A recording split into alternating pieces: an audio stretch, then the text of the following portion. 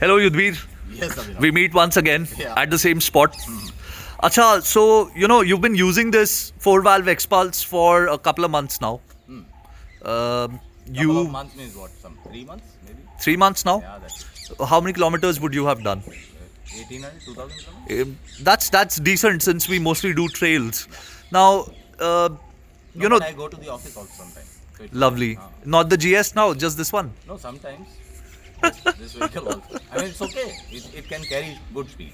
Yeah, variety is the spice of life. Yeah. Okay, so you had the two-valve XPulse earlier, which you sold, and you got a Himalayan because you thought you'll do a little bit of touring, and now you're back on this bike because again you're doing a lot of dirt riding. Is there any difference between the two-valve and the four-valve in the real world? So, in the real world, the biggest difference is the rider, yeah. You and I know it. अरे वो सब ना मेरे को पता है. We don't care about what the rider can do. We are talking I mean, about as a how machine- different does the bike feel. So, as a machine, it's an improved machine, In for what sure. sense? Why would you say that? So, one is it's a new generation. So, they have made quite a lot of improvements on the component side. So, fit and finish of the motorcycle is much superior than what it used to be. Okay. But the biggest difference is they've changed the head and it's based out of 4 valves now. Yeah. Also, they've changed something on the gearing. They've and completely also on redone the sprocket. gearing of the bike. Yeah. And also on the sprockets. Right. The final drive. Right. All of this has changed the powertrain completely. Okay. So probably somebody was to compare it, he would find a big difference. I don't recall it now because it was some time when I was riding the two valve and then went on to Himalayan and came back to this. But the biggest difference which I find is earlier I used to think that I cannot take this motorcycle if I am to go for a 300-400 kilometer ride from here, right? Because it would tire me down. Right. But this one probably you can hold the higher speeds for a longer time without getting lethargic and tired. It's because of the gearing thing and the engine breathes Right. very nicely. So even if you're on a full throttle, it doesn't. The engine is not crying out that drop the throttle a little bit or something like this. Right. So this way, I feel the engine is more refined, smooth. It runs cooler, and it can hold long distances without making you tired. So this is how I can sum it up. Okay. Would you say there is a difference when you ride it on the trails or not really? On the trails, I would say it is not very very aggressive because it is smooth. Right. So the two valve was you could get the power very very straight off the hand. Right. This one is more smoother.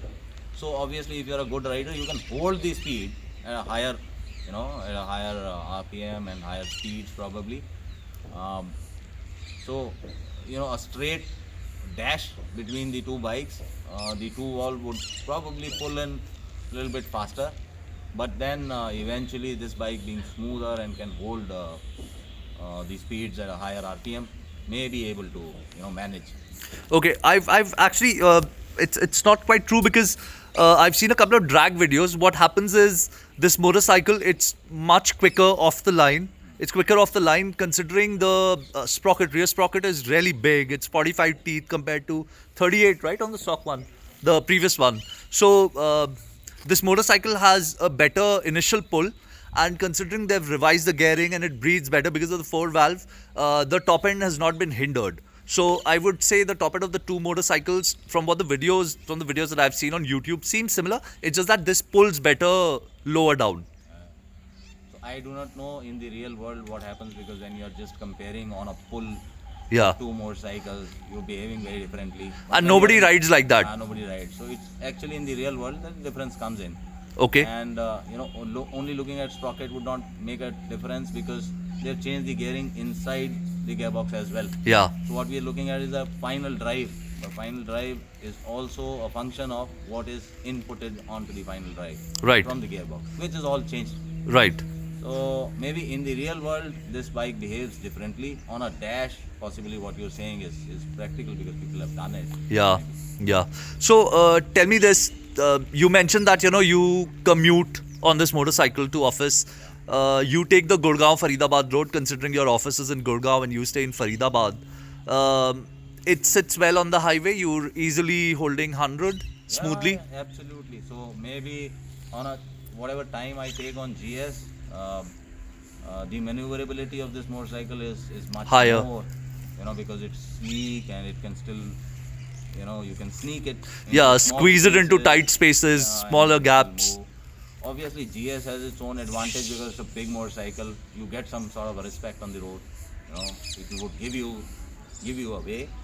But this one doesn't need for asking. You can just simply go. Right. So it's fun even going on this motorcycle, and when I reach office, I'm absolutely fresh. It doesn't look like I've used a 200cc motorcycle today. So it's fun. Yeah, in fact, I would like to add my experience to this. One of these days, I was getting really late for work, and I thought that, if I drive, it's going to take a lot of time. I took the XPulse, and it took me about 14 minutes to cover 12 kilometers, which usually is a 30-minute, 40-minute drive. Yeah. So, yeah, I was, just zipping through traffic but it's just so light and it's got decent power, so it just gets there. Yeah, so it serves the purpose. It's a small motorcycle. You can always take it off the road whenever you have traffic, Yeah. and you can simply go. And by virtue of our experience, it doesn't feel, out of place when you take the motorcycle off the pavement on the side, and it's so easy. Right. It's a lighter Now, I would like to ask you one more question, a final question about this motorcycle. A lot of people, they want to upgrade from a 2-valve head to the 4-valve head, which, if you change all the parts, will end up costing about 25,000 rupees. Would you say it's necessary? Because I would like to hear your verdict first, because you've ridden both the bikes. So if your bike is running fine and it's absolutely okay using it, the engine is still not over with its life, then it doesn't make any point to just rip it off and change all the components. Maybe if your engine is bogged down, your gearbox has become clunky, and there's a lot of play which has come in, and you want to do an overhaul, maybe then it can be an experiment. But it doesn't make any sense that you have a good running motorcycle and you rip it apart and then try to fix in something as an experimental basis, because we still do not know how the results are going to be. Yeah. That's my And view. right. I feel the same. I don't think putting in another 25,000 rupees on the XPulse to convert it from a 2-valve to a 4-valve makes sense. I'd rather get the rally kit, because then it opens up a lot more avenues with this motorcycle. Absolutely. All right, I think that's a decent enough user review. Yeah, quite a long one also. Yeah. All right. Okay. Thank you, Yudhvir. Have a nice day, Thank you, guys. As usual, talking to you. Bye-bye. Bye.